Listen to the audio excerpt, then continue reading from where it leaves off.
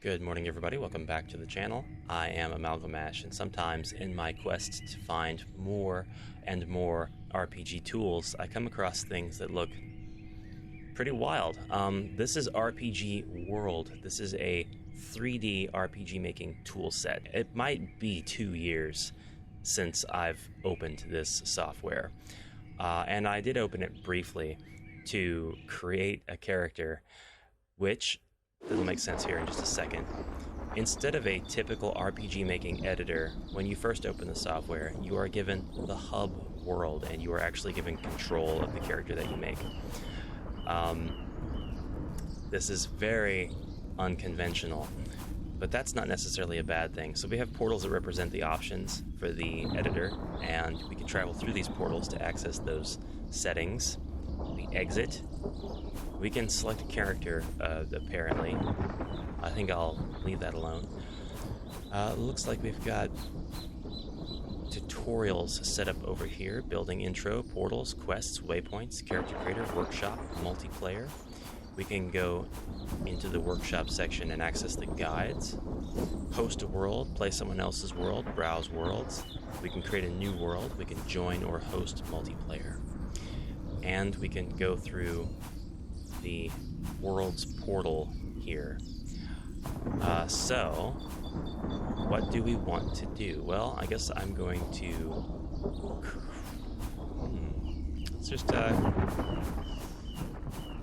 let's go through the main portal, see what that does. Please do not do that. I do not like being thrown through space and time. Pre-made worlds. Hub world, I guess. New world, the Blight. Mushroom Realm, Fields of Doom, RPGs. The Blight Atom, World 0001, Greendale Arena. This must be the one that I created when I first opened the software. Must be just like hanging out. We'll get rid of that. The Blight. I don't remember making that, but I have the ability to delete it. RPGs. I'm gonna have to look away from the screen whenever it does that. I hear chickens. RPGs by Aaron Steinmetz. So, is this like a template world that I can edit? Well, feast your eyes. This is the kind of game you would be able to make using this engine. And this is an engine. We can make stuff. We're going to get to that in just a little bit. But first, I'm going to show you the UI and show you the stuff in action. Hello, adventurer. Welcome to RP. Head on up the hill there, fella, and I'll meet you on the other side of town. If you say so. Can I whack these chickens with my broom? No. So there's a couple of systems in place here that I did not expect to find. There is obviously a quest system. There is a physics-based engine.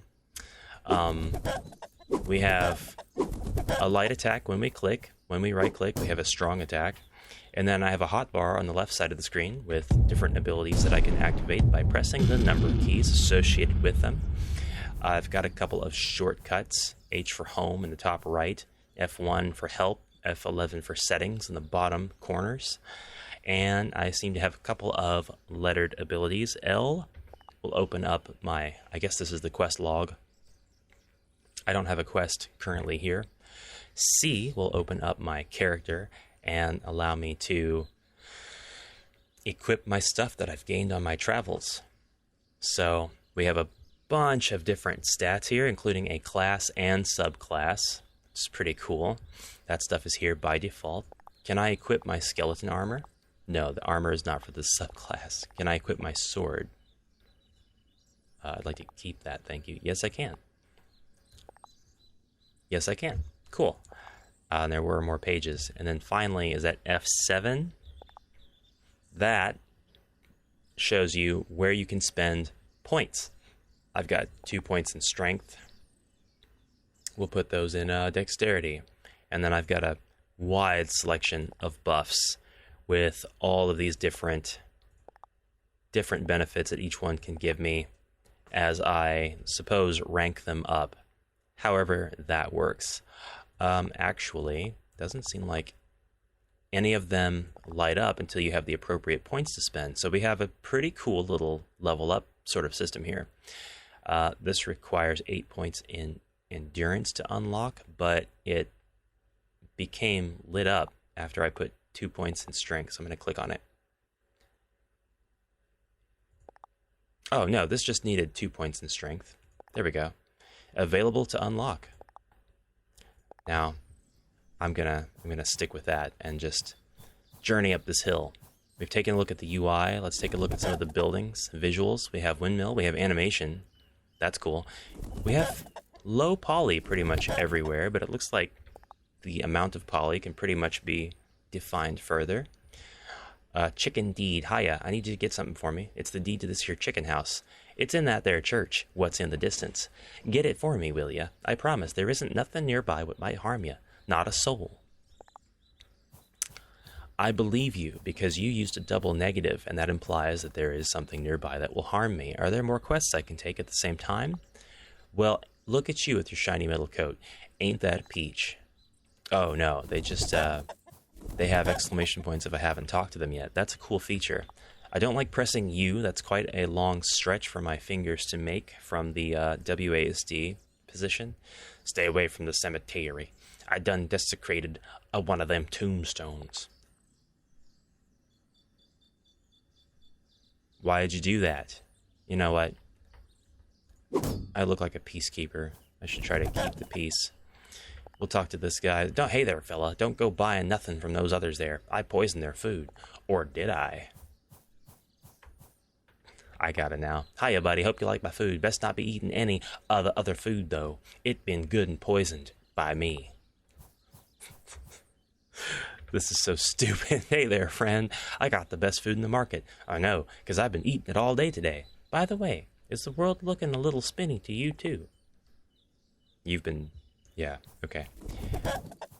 And we have a bunch of folks in the tavern. I don't want to talk to you. Losers. I just want to go do my quest. So let's go to the church in the distance and see what this beautiful world looks like. Again, trying out this sample game because this really does imply that this is the kind of game you'll be able to make. I just whacked my way right through that door. Oh, God. Hi, skeleton man. Are you... Yeah, you missed. I destroyed him. Let's go. Shelves. Nice assets. Good touch. Sword hanging up with the cups, the barrels, books, spike club. I like it. I wonder if it's separate items that are placed onto like a bookshelf object. Oh, you just open the door by walking through it. That's nice. Aww. Aren't you pretty? Aw, heck, some hooligans done defaced my grandfather's tombstone. Would you mind making it right? He's a decorated war hero, you know? Yeah, of course. I'll help you out with that. Oh, it looks like this quest is going to be a lot simpler. Well, now, that's much better. Imagine it. Someone ruining a perfectly good broken tombstone with flowers. Oh. That guy desecrated it by laying flowers. Here's some XP for your trouble. Thanks. Thanks. Well, that's how the quest system plays out. What's in the distance? How far can we look? We have a stamina meter. That's really cool. It looks like we might have a hunger or a thirst meter going on, or maybe those are just health potions. I'm not sure. And now I think I'm going to jump into the abyss. I know that knight was like, hey, meet me on the other side, but looks like one con of this system is that if I get myself stuck, I'm not sure how I'm going to get myself unstuck. So, F1 for help, is that a thing? Teleport to checkpoint. That is great. Let's try to do that. T for teleport. Nothing happens. Oh. Yeah, it happens. It lags a little bit, but it happens. Perfect. Lovely. I have no complaints. Let's go exit to the editor and see what kind of stuff we can do. When I say editor, I mean hub world, and then we access the real editor from the hub world. Now, I was looking at this just a second ago, and I'm actually really excited to show it to you. So we'll go into create new world. Now, RPG tools, oh God, they should be accessible. The more powerful they become, the less accessible they become. You can make something generally very, very powerful, but it takes a lot of work, effort, time, expertise, research to see what different learning styles might like in order to make it where it's powerful and also accessible. So when things are exposed and you can see every little nook and cranny of either code or event panel structure, it can be overwhelming. This is a little bit different. This design has my seal of approval, and I'll show you why. So here we are. We're able to run around our world that we're going to make before we even make it.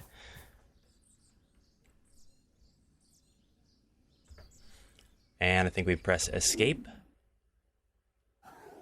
And we have now the editor. And this is beautiful because we have our mouse controls, which zoom in and out and rotate the camera position. And I'm just going to go into the sky and look down at our lovely ground.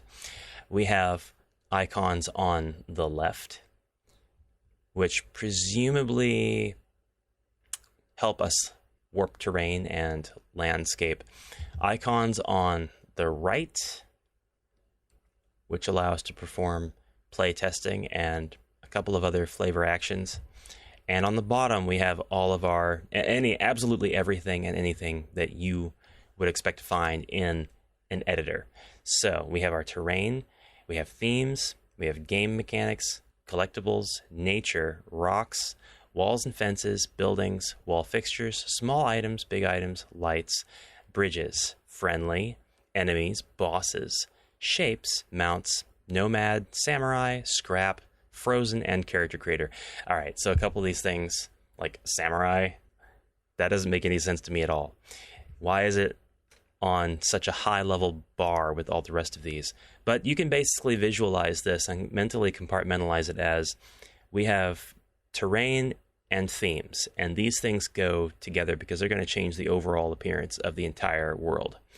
Then you've got objects tabs, which are separated up by category for some reason here on this high level bar. So where I can kind of disagree with this design is they don't have sub folders. There is a sub sort of menu here, sub selection, that changes depending on which one of these you select. But sub folders would have been a better option because we have rocks available right here on the main menu. Anyway, buildings, that's objects to me. Wall fixtures, objects. Small items, big items. All of these are just objects. Lights might deserve its own place, maybe within objects. Bridges, definitely within objects. But then you've got friendly, enemies, and bosses, and these really should have been events, an event tab of sorts. We've got shapes, and then we've got mounts, nomad. I'm not sure what this is other than a themed asset pack of objects and entities, and samurai. So another themed object pack, entities, objects, scrap. Awesome. So we have a steampunk collection. Frozen. Oh, cool. That's actually pretty cool. I thought it was going to have allusions to like Elsa and Anna, that I'm glad that it didn't. And then the character creator, which we've got a little bit of lag or nothing going on here. Oh, this would allow us access to the characters we've created in the character creator. They would appear here. So with terrain, you see that I have access to all of these different options. If we click one and then we start hovering over the map, you can see the terraforming happening in real time. I love that. That's awesome. If we click, that's it. We have done our job, and this deselects now. So we have to go back down here and select something else. So we'll select like that mound. Now, if I want to grab like this steep hill and I put it on the map and I attempt to put it near or underneath the terrain that I've already placed, that terrain will conform to my new terrain. So if I put that here and then select this, these guys will actually merge into something much bigger as it attempts to place this steep hill 2x2 sort of in on top of the other steep hill 2x2. And you can create some very unique and realistic landscapes with that feature. If I grab this hill 4x4, you can see how it just goes right underneath the two that I've placed down. It looks really cool, and it's actually, to me, it's very satisfying to place that down. We have a lot of other stuff too. We've got, for whatever reason, hill steep 4x4, a flat plateau for all of your cell games, a much bigger plateau. Ooh, that actually had a little bit of lag. No problem though. It was just going in. The hill spiral path. Some of these, when you set them down, they will render additional detail. This one rendered a little bit more on the path that it would have going around it. I do not know currently if there's a way to rotate these assets while you have them selected. It does not appear so. But if you hold down the right click, you can move the camera at the same time. So you can absolutely drag these assets and put them anywhere. But yeah, again, I don't know how to rotate this. But we set that down, and that's another example of assets that gain more detail once you've set them down. There's a little bit more that I want to show you here, including Mountain Secret. This is cool because it gives you a little path that goes in between these mountains and then up to the clearing, so you can place monster or secret item or something there. And then you've got pathway plateaus, pre-made meshes that will allow you to instantly add a whole path to your level or dungeon. Pyramid group, mountains, banks, mountain rings.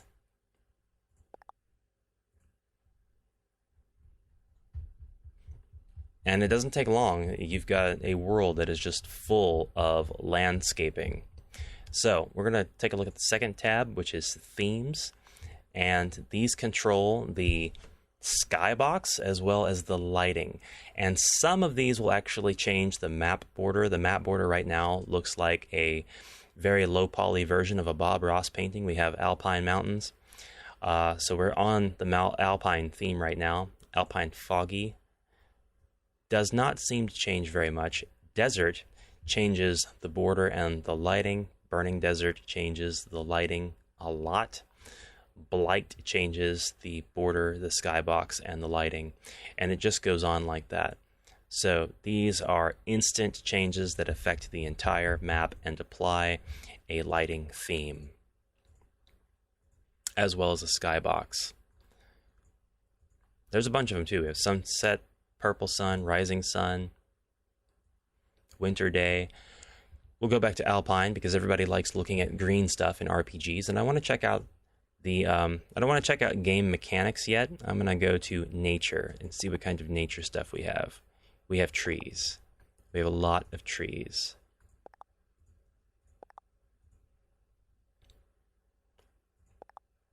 We have bare trees. We have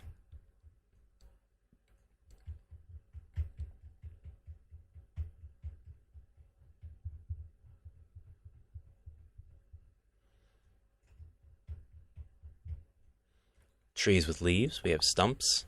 We have twisty trees, haunted trees, ancient trees, massive trees.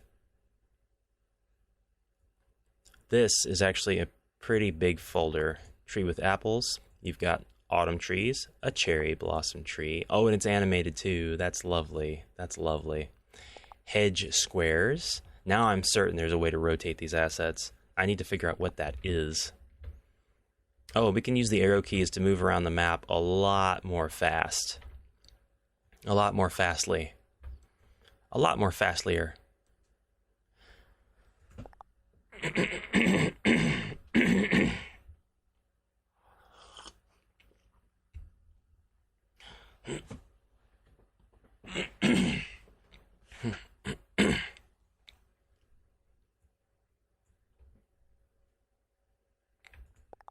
Small red and purple mushrooms, toadstools, giant mushrooms. I'm all about it. Giant infected mushrooms, very themed, pumpkins, corn, wheat groups, flowers, that's very nice, roses, vines, and then we have some tropical trees, and then they're calling this a samurai tree. Come on, a samurai tree. I mean, sure, why not? So it looks like if we place this on something that's got some terrain, it actually flattens it out. It makes it more appropriate for that item to be placed on. That seems to make sense. I put that tree on top of the pyramid and it flattened the top of the pyramid. That's pretty cool. I'm not going to complain. So it helps keep you kind of grounded. It helps keep you from like blowing stuff up. If you want to blow stuff up, too bad. All right, so wall fixtures, we've got just this looking eye picture. I love it. We've just got stuff that goes on the wall. Not a huge amount of stuff, sadly. Big items. But something that I need to point out is we have access to the workshop. So I'm getting the vibe that, and I don't know, I haven't done my research on this engine. I just jumped right in to see how much I could figure out in a single sitting. It looks like we can take things from the Steam workshop and just have access to an unlimited amount of assets. That could be wrong. And if that's wrong, I'd be disappointed. But it does look to me like we would have the ability to share assets amongst ourselves and make all kinds of stuff. So we have NPCs, and each NPC has got... I found the rotate keys.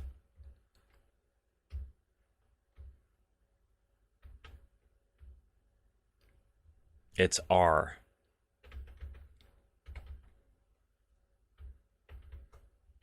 And if you hold Shift and press R, you can rotate them 90 degrees. That's pretty fun.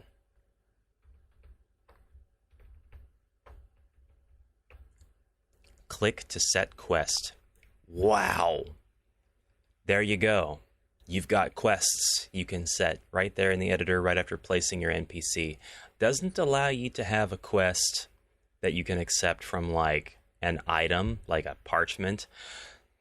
Looks like it's got to be from an NPC, but again, if we have access to the workshop, we should be able to just edit the appearance of any given item and attach a set quest function to that item. So it looks like the quests are pretty set in stone. They could be kill quests, and then you can select what it is the player has to kill and how many, up to 2 different enemies. Collection quests, 2 separate amounts of 2 separate items that you get to specify.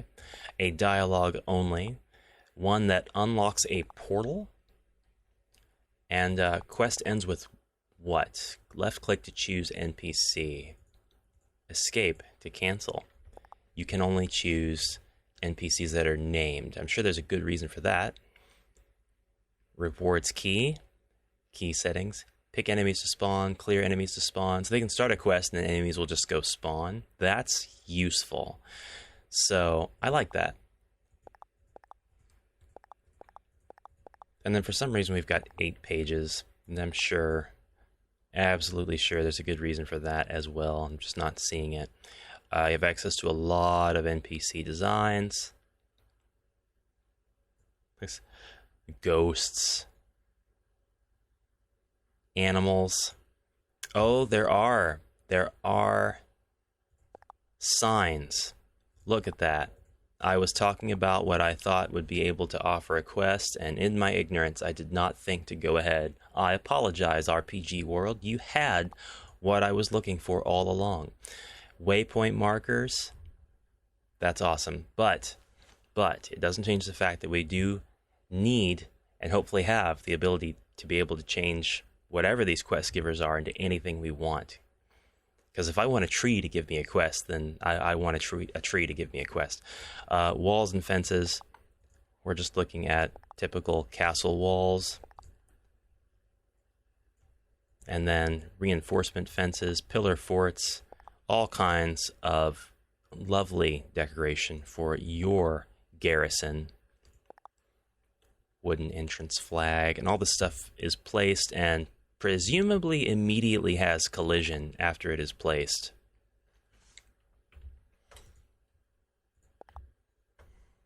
Now I've made a fortress. I kind of made it by accident. It doesn't look great, but you know what? It's an accidental fortress. These guys are extremely protected over here with their quests. Yeah, they're doing all right for themselves. All right, we have enemies. We can place down skeleton mage, skeleton elite, wraiths. Oh god, they actually look really cool.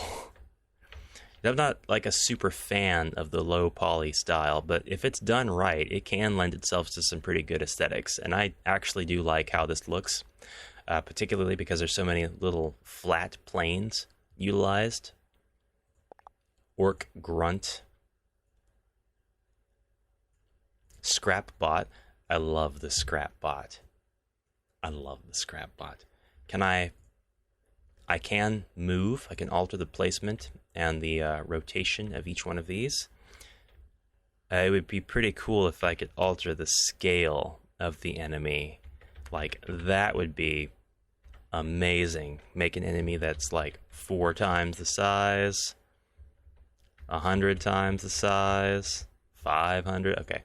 They've all got treasure bags above them as soon as you spawn them, so you can decide what it is that they drop, whether or not they drop a key, and what door that key goes to right there. They've got respawn times, and you can copy that time to all of the enemies. They can be part of a faction, enemy 1, 2, or 3, and they can do full damage to non-players. That's pretty cool.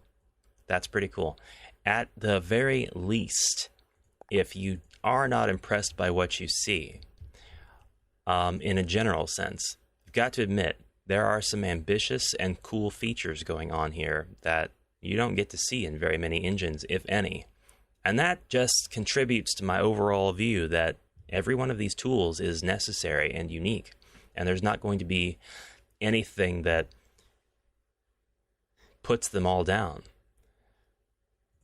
We have bosses. The Skeleton King, he's massive. Okay, he's also really cool. The Frozen Demon, Anubis. Under Nomads, we've got Arabian Wallite. Oh, that's right. This is a themed pack. That's what this ends up really being. We just have access to the themed pack right here in the editor. Scrap piles, scrap statue, furnaces, iron giant looking figures. The one thing that I skipped over, the two things I skipped over were collectibles and game mechanics. And if you go to collectibles, you have access to just placing down the collectible things, like there's a coin, here's a treasure chest, we have a ruby, we have a golden skull, we have a regular skull. Why are you going around collecting regular skulls? Tooth, green skin ear. Oh, come on, ear. We have all kinds of collectible stuff. Buckle, ring.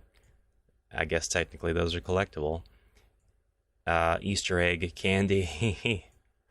Mushrooms, haunted souls, underpants. That's going to make a fun game. Fish, ice, scrap shards, and then the game mechanics. So clicking on that lets you set down some pre-made events. What do we have? We have spawn pads. So then if I put that down, am I able to...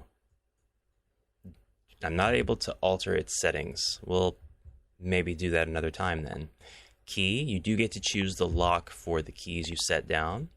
Portal runes and portal demon gate. When you set down your portal rune and your portal demon gate, you get to choose what world they link to, and there are settings, whether or not it ends the game and gives you end game text or end game music, whether or not it's locked until you complete all of the quests or killed all of the enemies. Love that. Portal tree, that looks awesome, and it does the same thing. Portal vine, portal, portal, portal, portal. It's just a bunch of themed portals. We do have a spawn pad rug, spawn pad rocks, blue team PvP and red team PvP pads, a bed, and a campfire checkpoint. No additional options when I hover over those. So that's pretty much the gist of all of what you see in the editor. The only thing I haven't played with yet are the buttons on the left and the right. 1, 2. This is just the one menu. When we had click 2, we have access to color. So we can color things. Oh, I love that. Oh my God. You can color your terrain. Oh, it's so fulfilling. It's like, oh wow. It is so satisfying to be able to do that. It is like a power wash simulator. It just colors as you pass your mouse over. Well, you click and drag. That's so nice. I love that. I love that so much. And there you just make a little road. And oh, what if I want this to be like more gray because it's like the Ashlands? Hey, easy. That's too easy. And that's it. Props. Hiding the non-paintables. Thank you.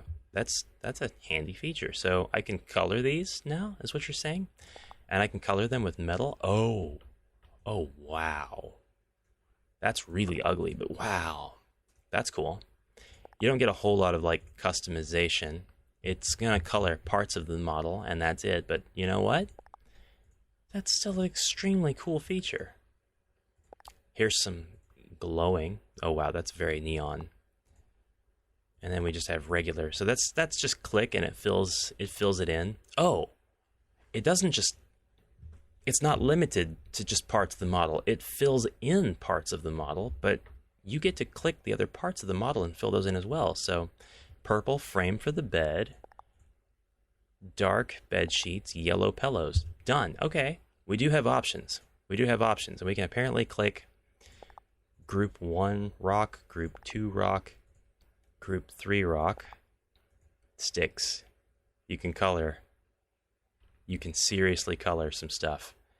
So, same with this, right? We can make a metallic red tree. Yep. And we can give it like glowing white. Yep. And now we have a Christmas themed tree. And we can do metal on the apples. Yeah. Wow. That's very impressive. That's impressive. What's 3? What is 3? 3 gives us access to the same menu, but why? Why do we get access to it? We're able to raise the ground. That's all it seems to do, just raises the ground. And I have access to place stuff. It's just a very precise landscaping tool. Okay, so 3 just gives us access back to this. 1 basically is the same thing, but nothing happens when we click the landscape. 3 is landscaping tool. 4 is press P to pick the height to use. Click to use the chosen height, or press P to choose new. So if I click that, it's a select elevation tool, and then anything you click will be forced to conform to that elevation. So if I mouse over, say, this mountain peak and press P, and then click here, I'm now painting with this elevation, and anything I click is going to have this elevation. That's extremely useful in my book. And if I want to undo that, I can press P while I'm hovered over the ground, and now we are decimating this. We're flattening it. It's going back down to the ground. If I just want a little bit of terrain, I can do that instead. And in that way, we can make very, very fast